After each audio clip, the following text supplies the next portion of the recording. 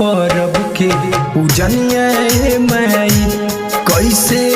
करी छठ परब के पूजनिया माई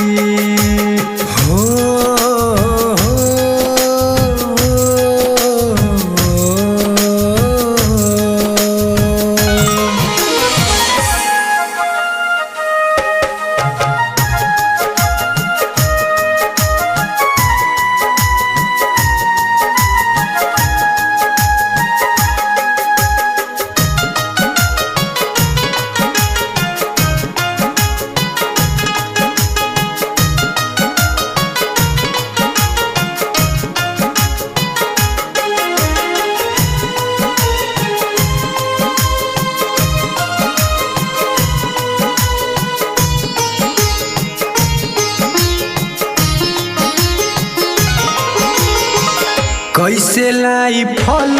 माई कैसे लाई कलशा करे के परब छठी माई के बलसा हो कैसे लाई फल माई कैसे लाई कलशा करे के परब छठी माई के बलसा सभे कही के बोलावे डोइनिया माई हो सभे कही के बोलावे डोइनिया माई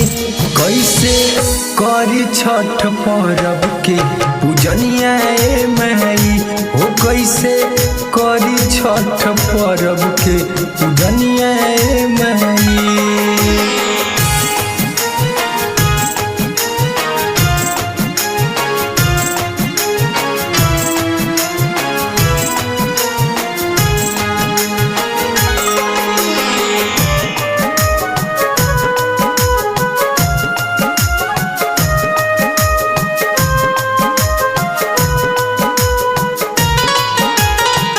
परत उठाई कैसे सुनबा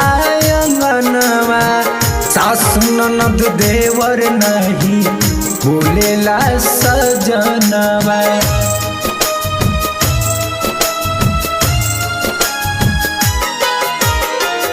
परत उठाई कैसे सुनबा अंगनवा सासु ननद देवर नहीं बोलेला सजनवा करे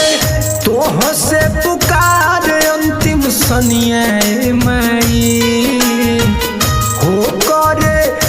तोह से पुकार अर्जुन सनिया माई कैसे करी छठ परब के पूजनिया माई